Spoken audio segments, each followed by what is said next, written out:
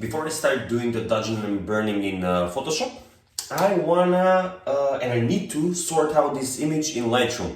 I have already pre-done it. I'm not gonna spend time tweaking the settings while on camera, so I have it here. Yeah, I'm gonna put it right here. It's better if I do it in Lightroom and you can see it, so you can see which settings are applied on the image and you can see how it's transforming into a raw file, from a raw file into an image that I would like and what is close to my style. I mean, it's actually my style, so I usually use this more or less the same settings, the same tweaks on the settings. And so let's jump into the window and start doing this.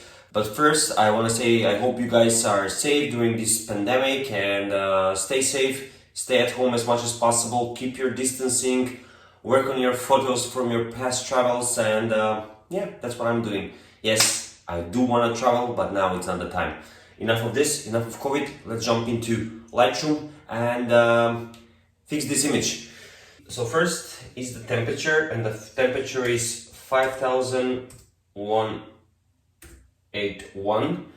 The tint is +11. Then the exposure is -20. Nope. What did I do? What did I do? It's -0.20. Sorry. I hope that you see the changes there applying on the image itself. The contrast is -56. Doesn't matter if it goes -55, -54, 57. The highlights are totally down. The shadows are up to 75, 72 actually. Okay, the whites are up to positive middle, +48. I love applying white. I love playing with the whites and blacks, but I'm trying to narrow that game and that tweaking in Lightroom so I can have more space to play with it, with dodging and burning into Photoshop. Dodging and burning, I haven't done it in my previous image that much. Maybe 3 or 4 images from my portfolio are done in Lightroom and Photoshop, but I saw the benefit of using the both programs, so I will try to re-edit my images from the portfolio piece by piece because I'm preparing a new website. So yeah, I will try to apply a new editing style on them. You won't notice a big difference. It's not gonna totally change my style. Okay, let's continue. We are now at the blacks. So we go down to -12. The next is texture. I don't really like this feature because basically what is it doing is like structure on Instagram. I'm not a big fan of structure on Instagram, but this is slightly better because I don't know how to express properly this one, but it's working on a lower scale. So if you apply 1% of structure on Instagram, it's making much bigger difference than this one. So 1% structure is not the equivalent of 1% texture. So let's say 10% of structure is equal to 2% of texture. So by applying it a little bit is kind of making the image at the point where I want to be. I don't try to go up because by going up with the texture, it's kind of applying grain, and I do apply grain on the images, so it's kind of conflict with each other. It doesn't go well for my taste and for my eye. So +13, I have written here +17, but I think that +13 is quite enough. The clarity will go up to 43. I'm increasing the clarity. In the previous images, you've seen that I was increasing the clarity drastically.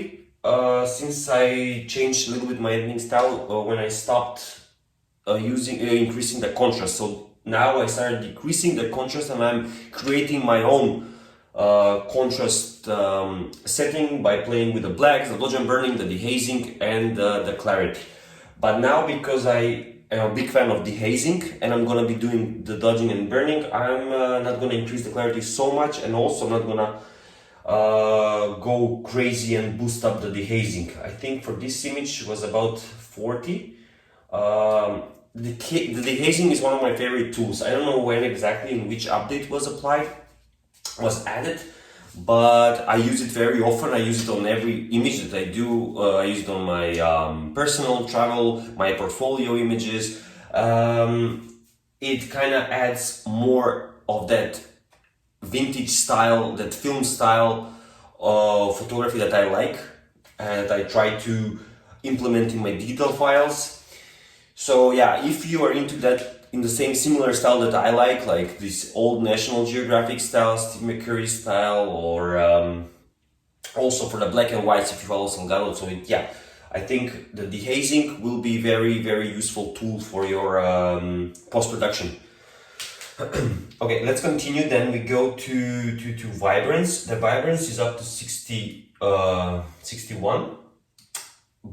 It's not gonna stay like this. You see now it's very colorful. It's almost like a children's coloring book. But if you have followed my previous videos, you know that I always go down on the saturation.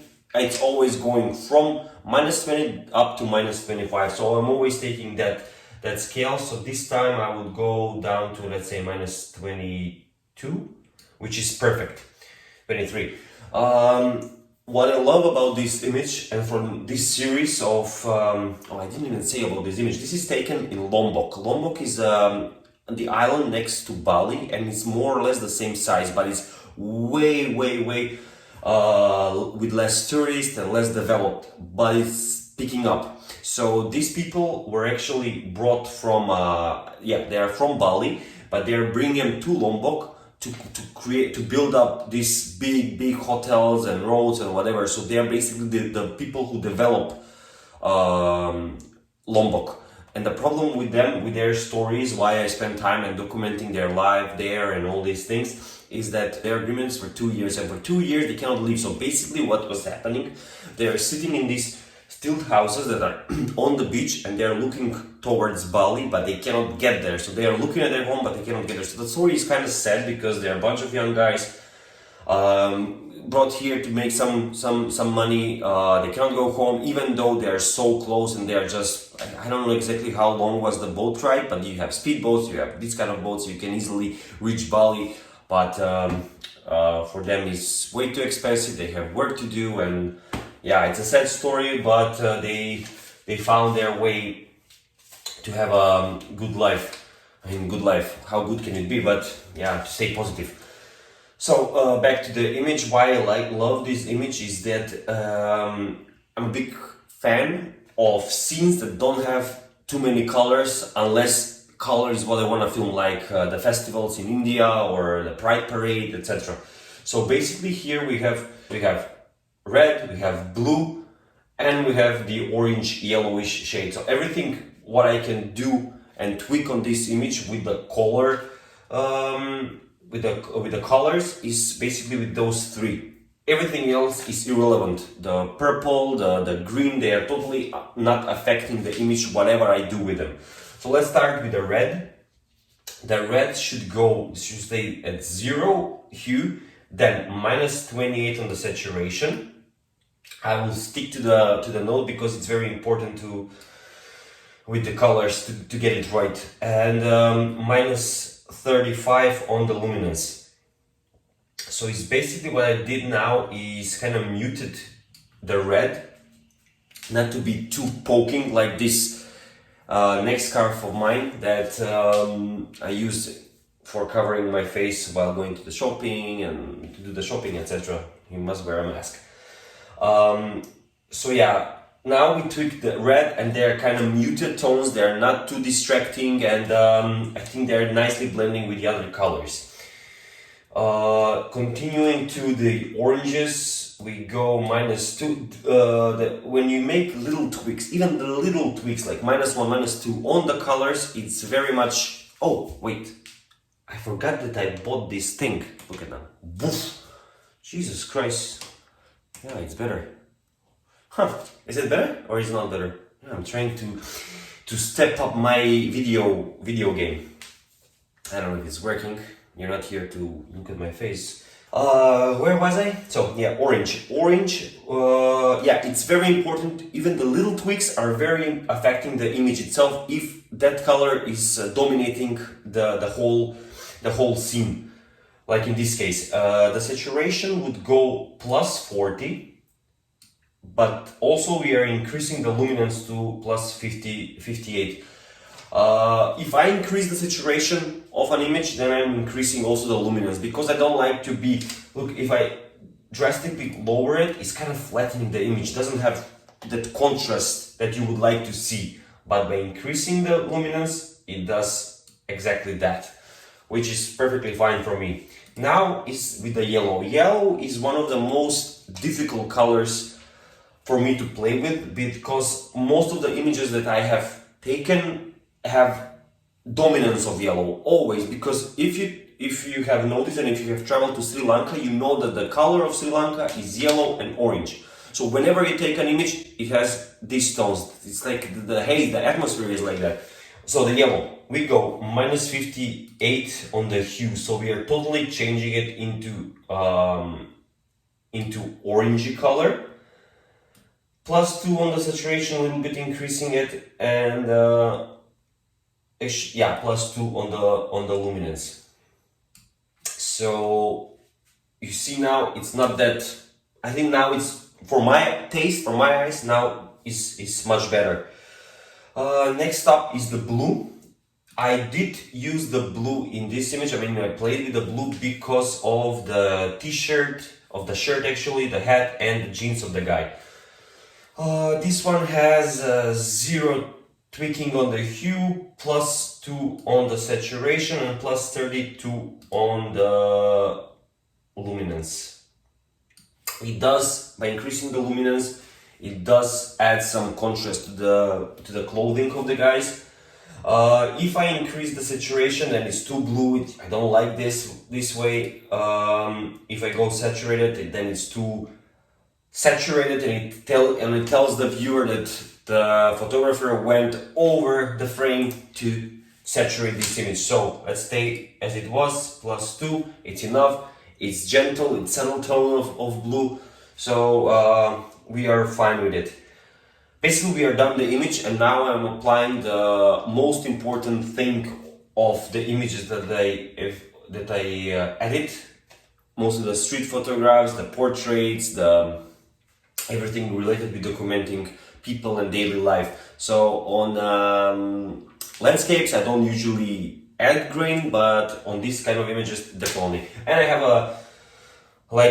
I found my sweet spot of the grain. So it's around 30 to 38 to 40 with the amount, and the size is equally the same, 30 to 40. This time I used 37 of the amount of the grain and 38 of the size. Now this image is the image that I would like to have in my portfolio, and the image that I would like to see in a book. While we are looking at the image on a big screen, what I would do maybe before I go into Photoshop is crop a little bit more from the right side, because I think there is too much emptiness in the frame. So yeah, maybe I will cut from the right side, and that's it. It's perfect crop. I think it's 16:9, and yeah. So from here, we are jumping into Photoshop, where I'm gonna be live working on the dodging and burning. So I haven't done the dodging and burning pre-filming, so I don't think it's even possible, because it needs to be done in live, and then after you do it once, that stroke with the brush cannot be redone exactly the same way. And I don't really want to copy and paste, because I want you to see the workflow and how the image turns out to be piece by piece, stroke by stroke with the image. Let's jump into Photoshop.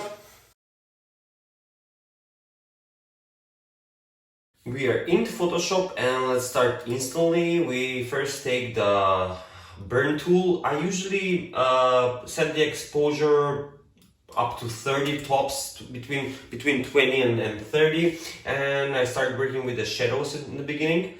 So what I would like to do now is darken the parts behind the people, the subject and to darken the places where the clothes is cracking and some of other shadows that I found that needs to be darkened. Okay, so first I will go with the left subject and I will work on well, actually you can see which parts I'm darkening. That's actually too much. Let's go back. Let's lower it to 21 as it was. So yeah, it's guess perfect. So you must pay attention not to overdo it. It can destroy your image. So working slowly, piece by piece. Yeah, it might take some time, but the results are promising. Okay, that's not needed. Control Z. Maybe this part. Yeah, definitely this part. Shoulders. Let me see what will happen if, yeah. I usually darken the faces because it kind of gives more depth of the image for me.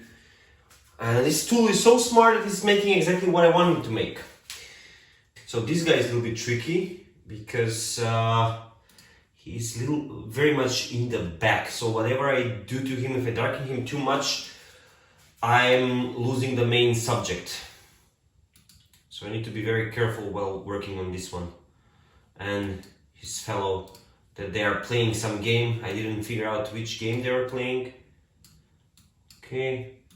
Sorry guys, I know that there won't be much sensible talking now. It's mostly mumbling, but what you need to see is in front of you and you don't really need to hear me. Let's see if I darken his... Oh, nice. Just with one... No, that's too much. Just one eye. Yeah, just one eye is perfect. Let's go to the most brightest subject. It's too much. Okay, the neck, armpits. With the hands, you need to be very careful. So if you overdo them, then you make a big noticeable difference from the other parts of his body. Let's increase the brush a little bit for his chest. Yeah, that's perfect. Let's see this part here. Okay, great.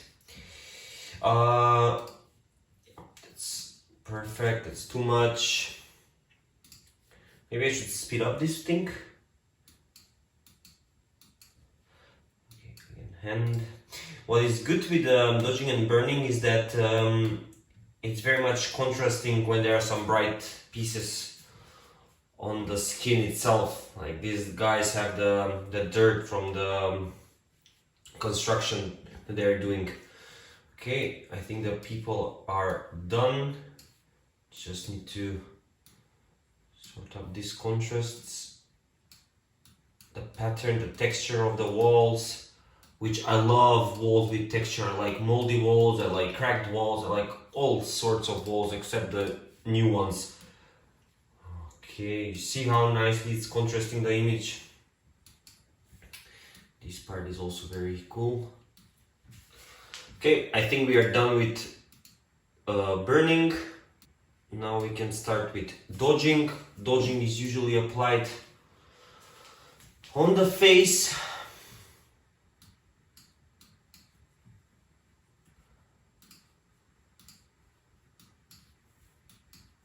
Because it's making the nice contrast and it's applied on those bright spots that I mentioned that can be found on the skin. Guys, I'm pretty satisfied with the image. I think I'm done because you can continue doing dodging and burning endlessly. And as you're doing, your eye is adapting to the changes it sees and it doesn't see the big difference. So to avoid that, you just stop after maximum 5 minutes of dodging and burning, because if you continue, you can go endlessly, piece by piece, part by part of the image, and when you see the difference, it's dramatic, and then you cannot decide, you don't know which image is the right one, and you need to sleep over it a few days and then check the image again, which is a big process. I think that will stop now. Again, I will check the image afterwards and maybe do some changes, but I'm pretty happy with what I see now. The image is done. Thanks for watching. If you like this video, thumbs up, do subscribe. Spare me of bad comments. If you don't like the video, just avoid me from now on, and if you find it useful, write some comment. That's it. See you next time. Peace.